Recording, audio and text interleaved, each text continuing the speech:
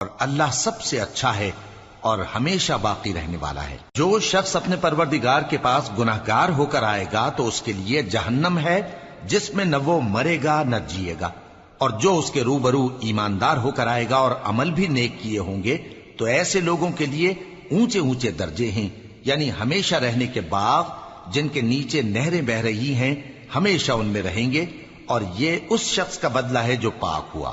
اور ہم نے موسیٰ کی طرف وحی بھیجی کہ ہمارے بندوں کو راتوں رات نکال لے جاؤ، پھر ان کے لیے سمندر میں لاٹھی مار کر خشک رستہ بنا دو، پھر تم کو نہ فرعون کے آ پکڑنے کا خوف ہوگا اور نہ غرق ہونے کا ڈر۔ پھر فرعون نے اپنے لشکروں کے ساتھ ان کا تعاقب کیا تو سمندر کی موجوں نے ان پر چڑھ کر انہیں ڈھانک لیا، یعنی ڈبو دیا، اور فرعون نے اپنی قوم کو گمراہ کر دیا اور سیدھے رستے پر نہ ڈالا۔ اے آل یعقوب، ہم نے تم کو تمہارے دشمن سے